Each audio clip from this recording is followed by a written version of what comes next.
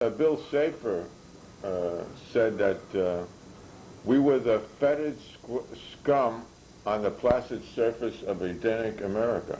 Oh, really? Yeah. Well, he's so good at that sort of thing. Yeah, yes. he is. Yes, he's very good at it. Did you ever work together with him? Well, in a manner of speaking, I used to listen to his private conversations, in my work. And he's quite a guy. Yeah, he wrote all the stuff that Agnew was credited with. Yes, I know. Right? Yes, he did. He was a ghost. Well, somebody had to write it for Agnew, Agnew was good at figures, though. Well, he was good. Well, he could count cash. Yeah. And he was never indicted, was he? No, most of us never were. He resigned. Yeah, he resigned, And yes. He set a good precedent for the president. Well, yes, I suppose so. Richard Nixon always looked up to Spiro. Because he was much taller. Yes. Yeah. Now, let's get down to brass tacks. Tax, all right. Mr. Kissinger, or Doctor, how do you prefer? Oh, just call me Hank. Hank. Hank, are you a war criminal, or are you not? Well, I certainly haven't been indicted for it, and I believe in our system that you are innocent until proven guilty. I am not a war criminal. I'm simply a statesman who happens to be a hobbyist. Who killed people? Well, yes. How many people do you think you've killed? Oh, well, I don't want to try to steal the glory. I mean, this is a tough century for this sort of thing. I have many people ahead of me. Hitler, Stalin, Mao, they've all killed more than me. But it's hard to get an accurate counting, is it? Yes, it is, because, the bombs come and the people often are blown to bits, so you can't count them. And then you have your accountants who lie for you, the kill accountants. The kill, oh, well, yes, I must say there were some inflated figures. Yeah, are there any stories about inflated bodies that you could tell during the war? Because we had trouble keeping count. Vietnam War. Yeah, we did. What would happen, you see, we had a system in the early 70s that if the body count wasn't high enough, they would take a few helicopter rides with a bunch of Viet Cong suspects and push them out. So we liked even numbers. Richard Nixon liked even numbers. It was rounded off then to the We'd always round it off to the nearest 100 or 1,000, yeah. Well, yeah. That simplifies things for the public. Oh, yes, it does. You've got to understand. I know that in the Vietnam War, we killed enough people that if you laid them end to end, they would reach to the moon and halfway back. I think that puts it. Smell. I think that puts it, though, in terms that the average American can understand. Was that ever connected with the space program? Was there any we thought of that. Nazi-type experiments? We thought of that. There was the Pentagon spent several $1 billion working on a plan to send the entire North Vietnam into outer space. But they never got off the ground, so to speak. Wasn't there an alternative to pave it over and use it as a parking space? Oh, that was just a joke by some general. No, but we were going to put a reflector in the sky so there would be no night in Vietnam. And then we spent several billion on that as well. Was that like focusing the mirrors? Yeah, we put the mirror in the sky, and that way there would be no night, so no place for the Viet Cong to hide, you see. They would hide in South Vietnam, though. Yeah, well, in South That was hard. They would hide. They were everywhere, frankly. The Vietnamese were over there in their whole country, weren't they? There were Viet Cong everywhere. That was the problem. The place was full of Vietnamese. It was a real problem from the beginning. And but they all spoke the same language, right? And they all spoke French or various bastard languages. Do you speak Vietnamese? No, I don't speak Vietnamese except in restaurants. What do you think of Vietnamese cuisine? Well, I like hot stuff, and I like the spices. Doesn't have big portions, though. No, that's true. For men. When I went, when I was in Paris, and I thought it was a Chinese restaurant. And the prices looked sort of not too high for our budget. We're on a budget. But when they brought out the portions, they were like little. So you had to order 2 or 3 portions. Oh, they're and very. It really added up. And we were, we were living in the youth hostel. Well, they were very then small. we were youth. They're very small people, the Vietnamese. So we often had to kill 2 of them to make up 1 casualty. And you know what else? What? The food was very aesthetic looking, but it didn't really taste that good. I think they were more interested in how it looked. Oh, well, that was Nouvelle Vietnamese cuisine. Yeah. And you know what else? When we were in Europe then, we discovered, like, we'd always look for the cheapest place we could find. And when we go to Paris, we ate in a very fancy restaurant called La Coupole. La Coupole, yes. Then when we went to London, we ate at another cheap restaurant in, where was it, in North London, I think near Fulham, where we lived. And we ate at a place called Acropolis. We ate British food. And then it suddenly dawned on us that these were not French or British, they were Greeks. Well, the Greeks, of course. They were Greeks, they were all over. Yeah. I think John Belushi was really a Greek. Well, he claimed to be Albanian. Right. His father was in the restaurant business, right? Did you know him? There are Greeks everywhere. Well, I knew him only through surveillance. Well, I think we might have wandered onto the topic, actually, of today, which is Nouvelle Cuisine. Oh, no, that's a different show. So let's see now. What about this alleged carpet bombing? I just... Well, we prefer to call it carpet cleaning. The idea is to lay down a chemical that will cleanse the surface and of communists.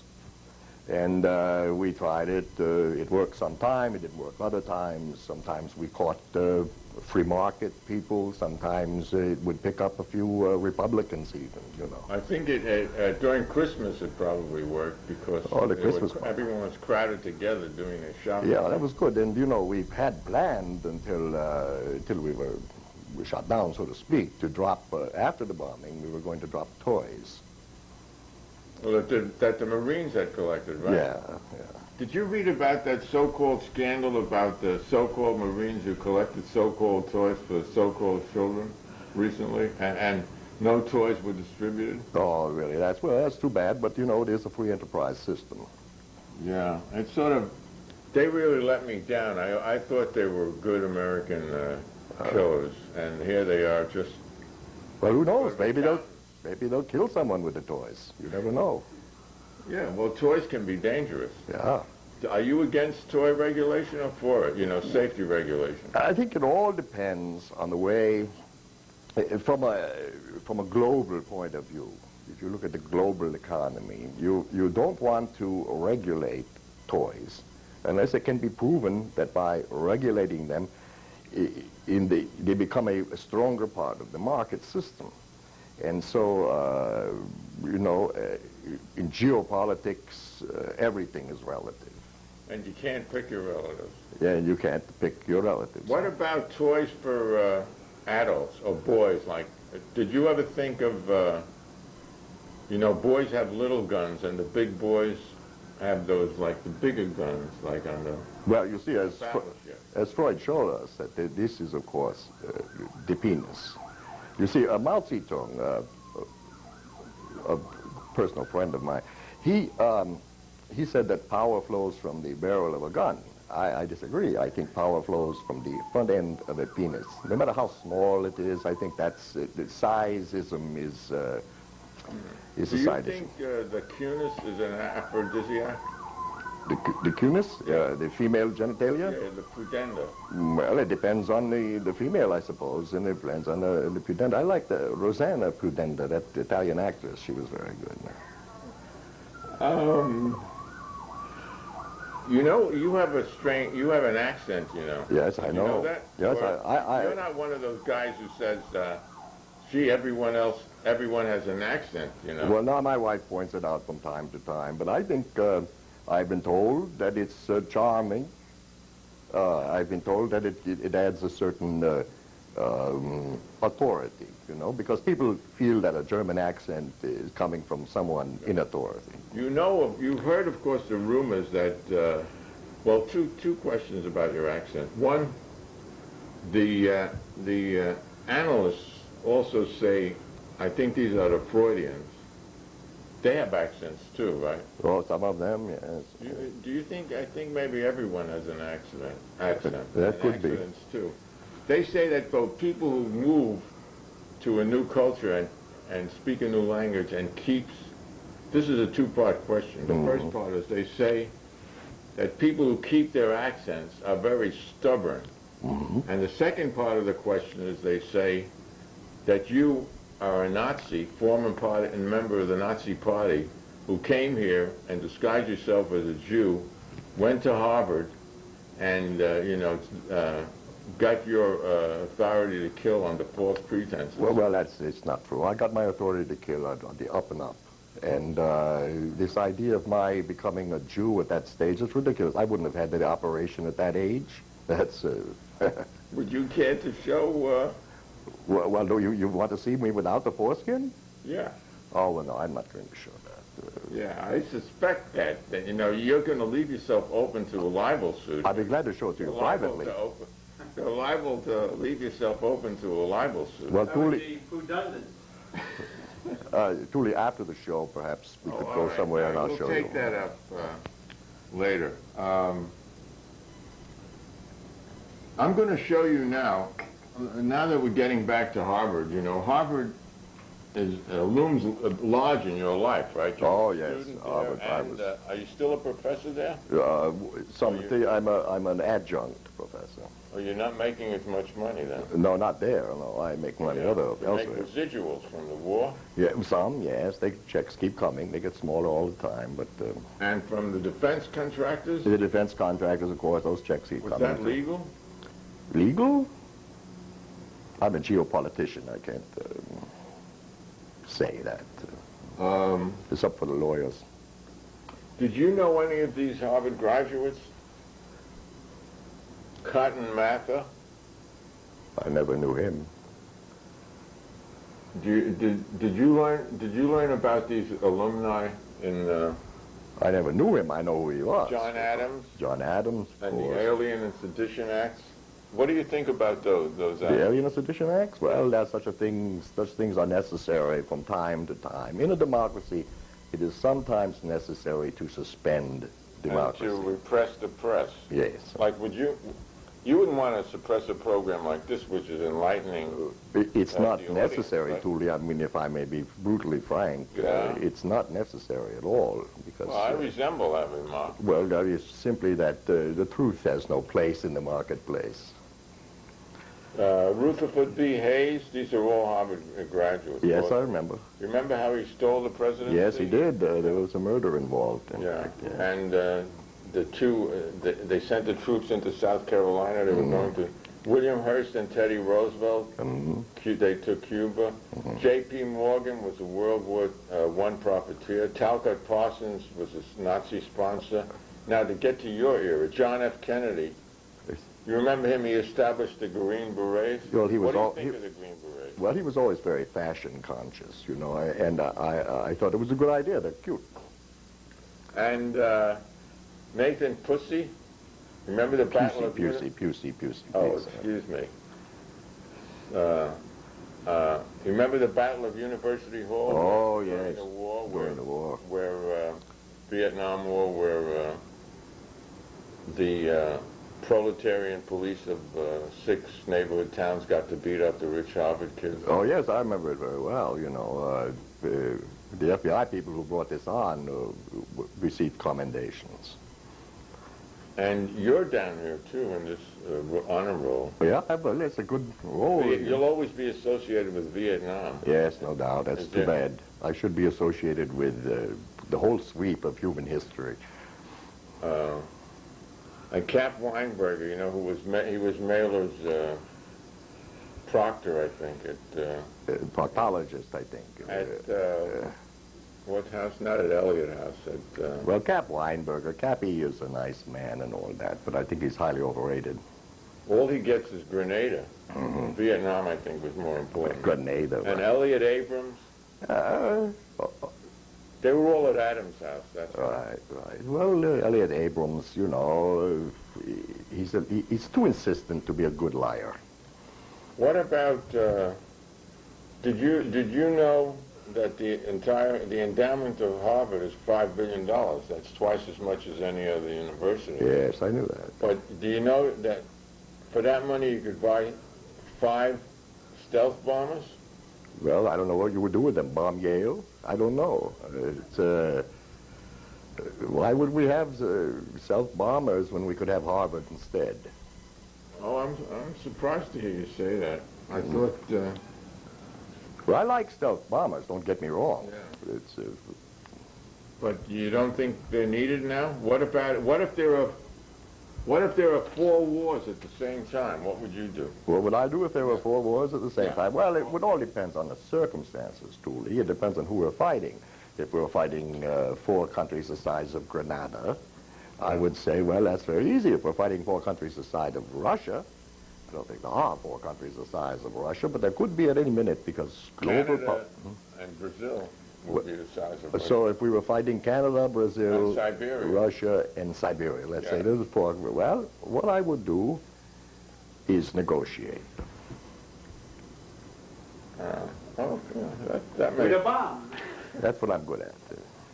And Mr. K, you served under 3 of the most powerful men of our times. Nelson, Rockefeller, the Shah of Iran, and Richard Nixon.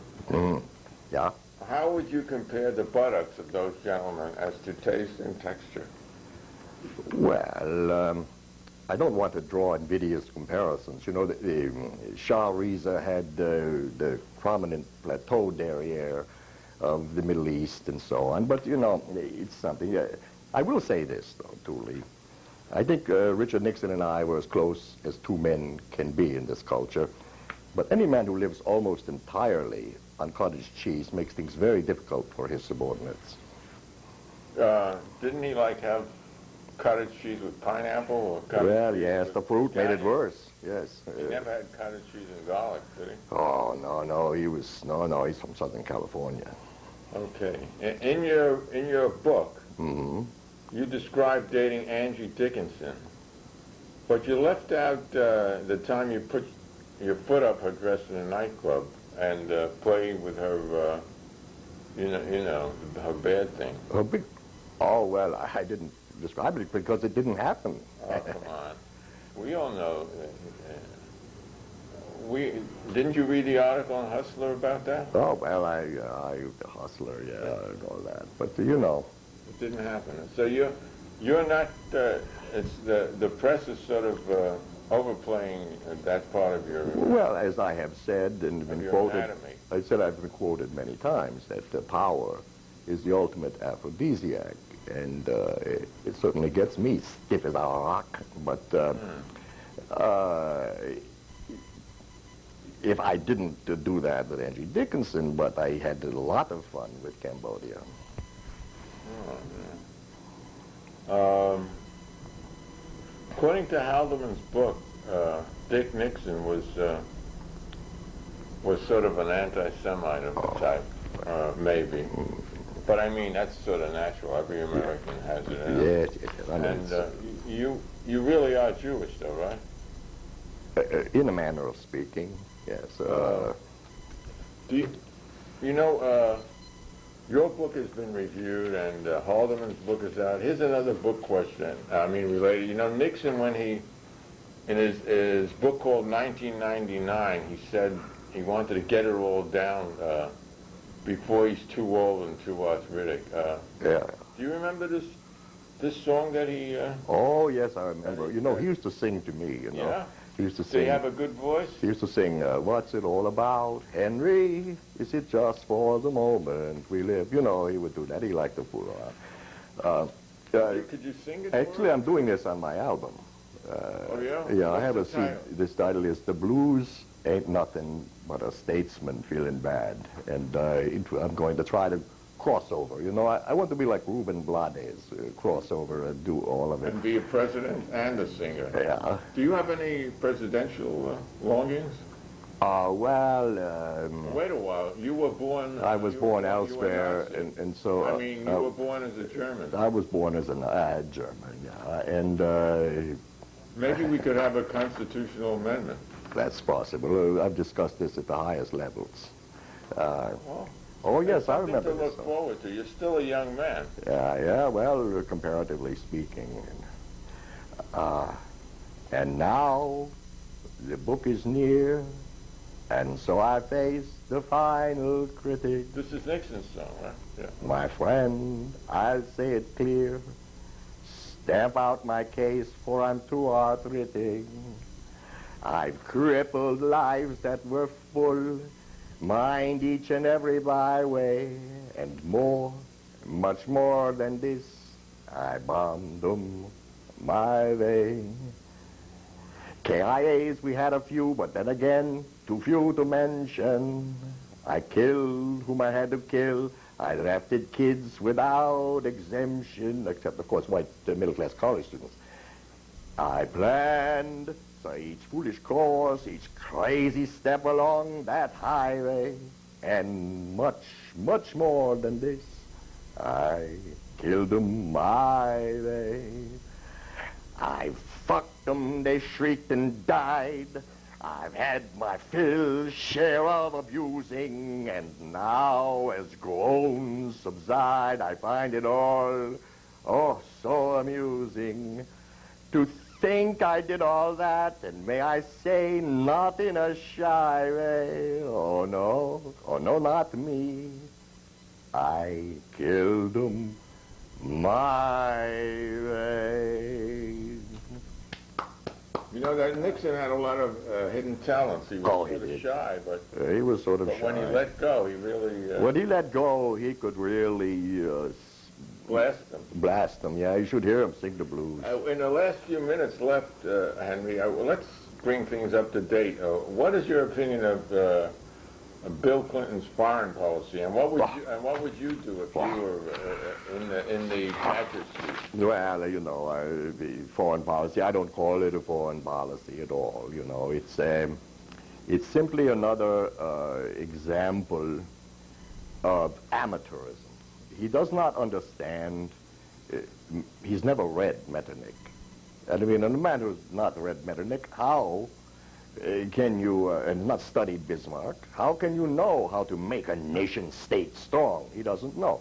Instead, he reads People magazine, you know, which is very good in its way, but it doesn't have a geopolitical overview, if you like. And so, I think that Bill Clinton is interesting as a man. I think he's rather handsome, actually, attractive. If you like that sort of thing, what he does with his hair is very nice. And he does play the he plays the saxophone. And I like that. He plays the saxophone. He plays the saxophone, and obviously, power to him is an aphrodisiac too. Even that out power is at the end of your penis. That power comes from the end of the penis, and in that sense, he may have a future in geopolitics, but I frankly doubt it, because I think the Republicans will manage to snip the damn thing off in the end. They will. In the next few minutes, direction, perhaps. I Yes. mean, the next election, yes. And do you think the biggest prick will win again? The next election? Well, I don't think size is what counts. Sizeism is a thing of the past. Otherwise, I would be a non-entity. So, is there any final word? We're going to, we want to show this very fine photo of you, and is there any, would you have a final word to the American people? Yes. Buy my book and learn something for a change. And where can one find your book? Oh, it's everywhere.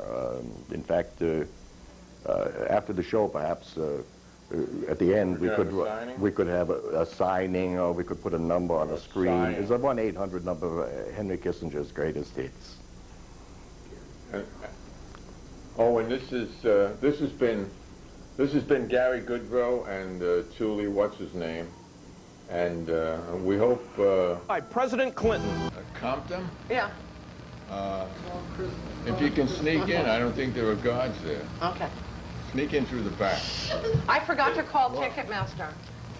They wouldn't, they would say, I never heard of it. So Ed asked me to update this song, and I've never sung it, rehearsing it. I'm going to rehearse it here on the show.